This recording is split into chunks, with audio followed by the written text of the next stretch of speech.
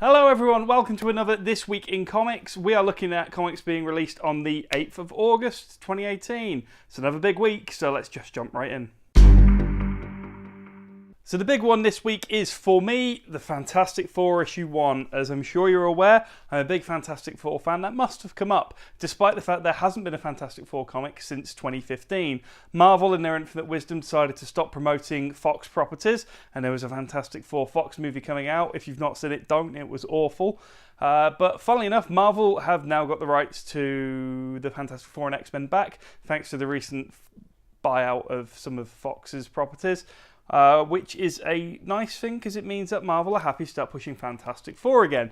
So Dan Slott, hot off his run on Amazing Spider-Man, has gone on to Fantastic Four, and it looks good. So I've been pushing Marvel 2-in-1 quite a while, so it was kind of obvious I was going to be pushing Fantastic Four issue 1. We have like 80, 90 issues in of this. Most variants out there, we've got them. So this is a variant-themed week. We are looking not just at Fantastic Four and the new release this week, but we're going to look at all the cool variants that are out at the minute. And it doesn't get much cooler for me than the rare 1 in 10 Sarah Pichelli cover. So she's the interior artist, but this was the teaser image they first put out. There's loads of great covers for Fantastic Four. The regular cover's great. I like the Quesada wraparound cover. There's some really cool vintage Jack Kirby stuff, but nothing gets my heart quite like the Mike Ringo Fantastic Four cover. Yeah, obviously Mike Ringo's been dead like 10 years now, which sucks because the guy was awesome and a nice guy to boot.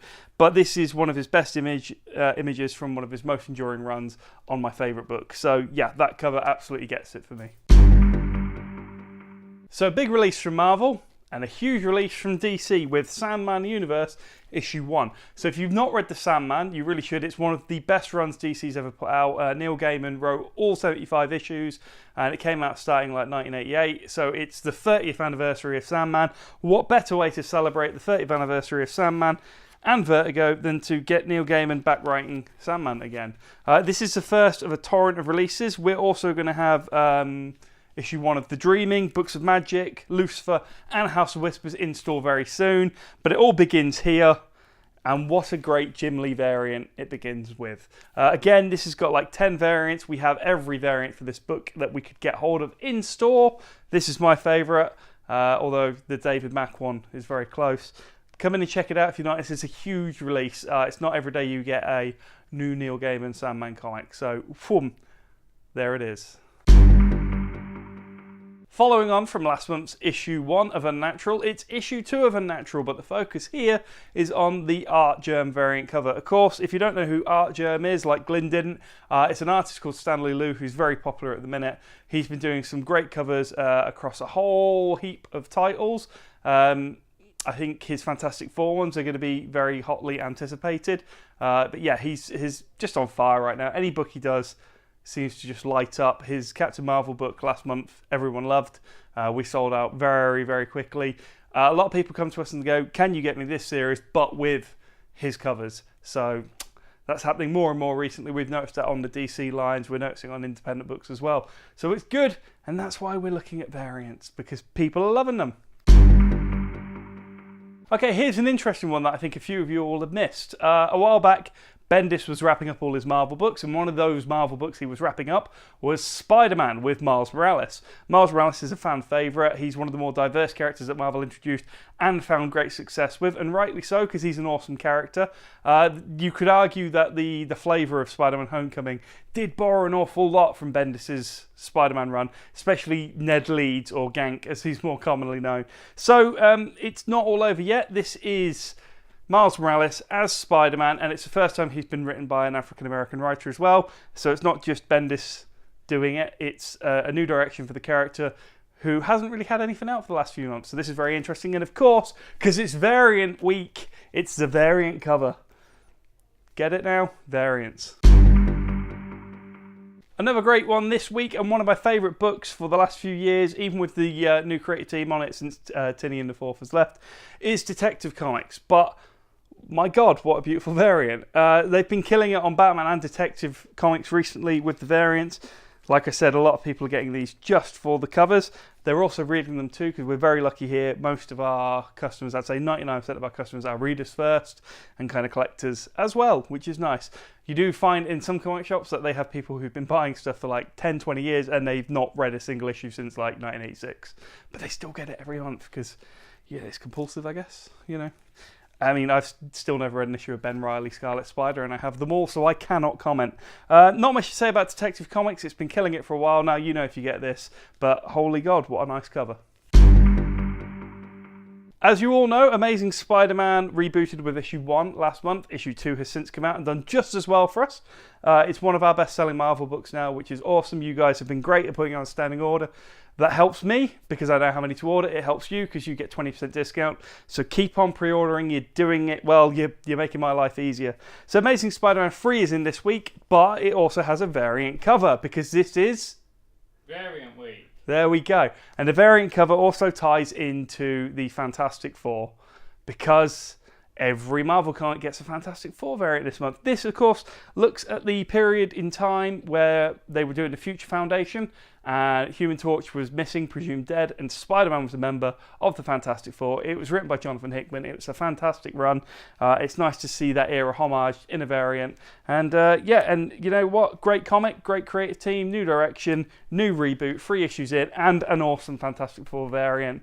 I'm pretty in love with this book right now. Flash War is over. I've been talking about the Flash book pretty much every issue that's come out recently. That's a bit lame of me. But we can divert it today and talk about this one because it's Variant Week. There's no enthusiasm there. It's just gone. We're like halfway through. Enthusiasm has left the room. Yep, Flash issue 52 features an awesome variant cover by Martina, who's just absolutely been killing it. If I wasn't collecting Flash because it's been really, really, really good, I'd be very tempted to get the covers. As it is, it has been really good and there's awesome covers. Loving it. I might have mentioned this before, stop me if I have. Brian Michael Bendis has left Marvel, gone to DC. He's doing Superman. Superman's been awesome since he's come onto it. There's variant covers, Action Comics, Superman, David Mack's doing variants on both. I like David Mack, I like Superman, so when I collect Superman, I like my covers to be of the David Mack variety. That's it. Oh, and we have the early issues as well, so if you want to jump on board with this, you still can. You remember last month when Batman 50 came in and there was going to be this huge wedding and this huge big deal, and then people read the issue and they were like, oh, there was no wedding. But actually, it was much, much better because there's a huge ongoing story that Tom King's doing for 100 issues. Well, that week they also launched Catwoman issue 1. Catwoman issue 2 is now in. It's got a variant cover, which is very nice. Guess who the variant cover's by?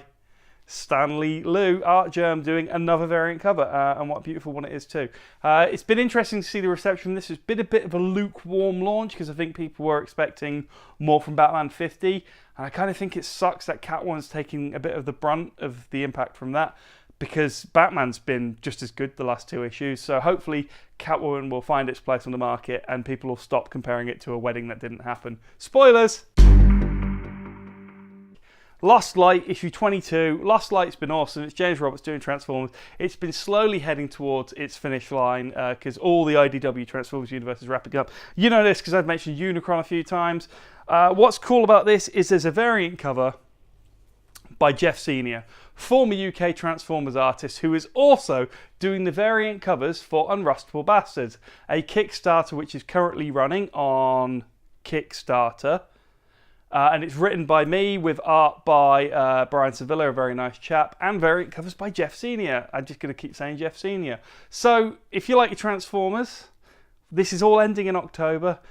By November, we hope to launch our own comic, The Unrustables, issue 1, with a variant by Jeff Senior.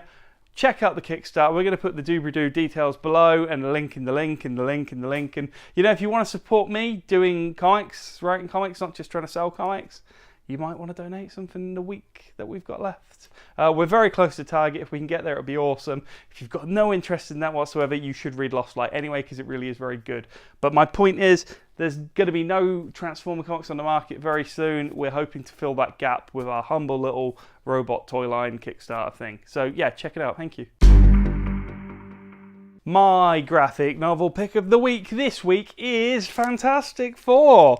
Look, it is just Fantastic Four week. You can deal with that fact. This is volume 3 of Marvel's Epic Collection. If you don't know what Marvel's Epic Collection is, they are slowly reprinting every issue of all their main books like Spider-Man, Fantastic Four, Avengers, Silver Surfer, but they're doing it in the order they feel like. So apparently they've mapped out on paper what's going to be in each volume, and you do get some stuff coming out of sync. Like Spider-Man, we've had 1 and 2, but then it jumps to like 12. Silver Surfer, we've got 5 and 6, but not the first 4. Fantastic Four, this is volume 3, and it's important because this is the first appearance of Silver Surfer, first appearance of Galactus, one of the most iconic Lee Kirby comics ever made.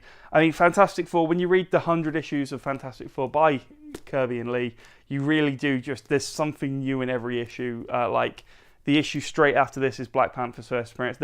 You're tripping over history when you read Fantastic Four. It's a beautiful book. I heartily recommend it. Absolutely best of the Silver Age right here. So yeah, try it. If you've not gone back and done the classic stuff, do it. But I will warn you, if you come in and buy this, I am also going to try and sell you on the Mark Waid run. I'm going to try and sell you on the Jonathan Hickman run. I'm going to try and sell you on the John Byrne run. Not because I'm trying to sell you comics, but because I'm trying to sell you good comics. Some of the best comics. And more people should read Fantastic Four, because quite frankly, it is the world's greatest comic magazine. They say that right on the cover, and they wouldn't just make that up, would they? Would they?